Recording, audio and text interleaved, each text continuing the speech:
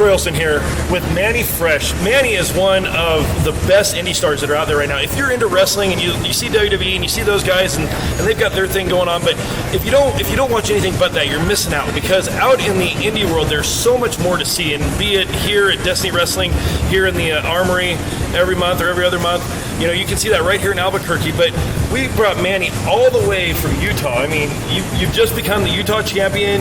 You had a tryout with GWF, Jeff Jarrett's new thing. Tell us a little bit about that. What was that like?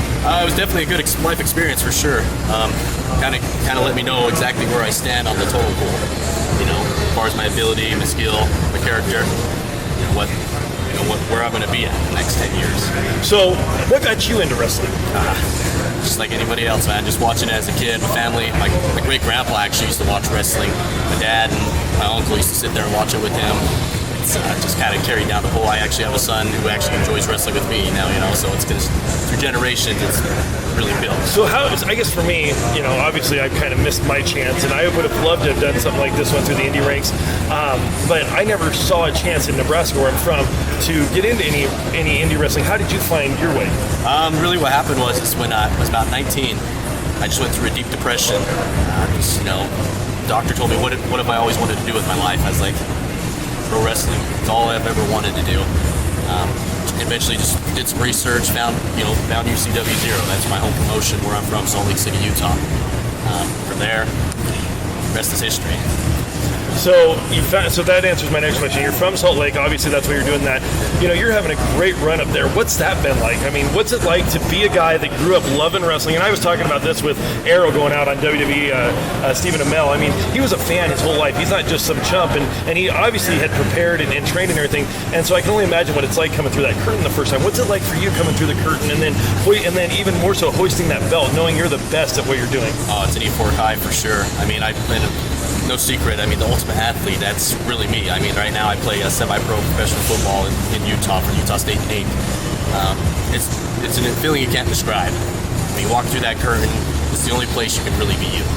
So we never use the F word around here when I talk about wrestling, but you know, wrestling has its image, or you could say, and you do football. So which one do you feel that is harder to train for, or are they entirely different? Wrestling, no doubt. I mean, this is one thing it's taken me a lot to learn. I mean, I still don't know.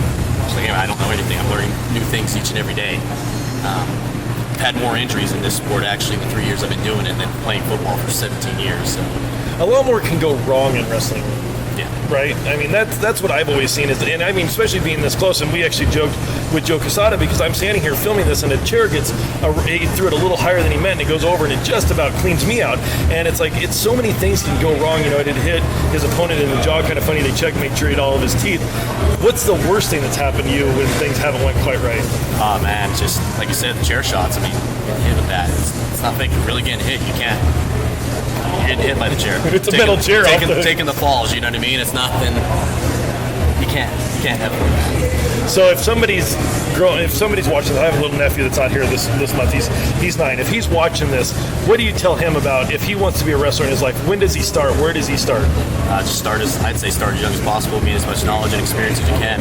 Get your name out there, build your character. Did you do high school wrestling at all, or did you just do pro wrestling? Junior high. I did junior high. Wrestling. Did you feel that helped you quite a bit?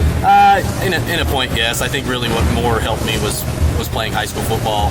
You know, getting my college experience as far as getting looked at by Washington State. Just taking the hits and taking the beating. Building my body. You know, that's what it was. All right, Manny Fresh, he's here in Albuquerque. He's one of the best indie stars. We're so fortunate to have Destiny Wrestling, what they're doing.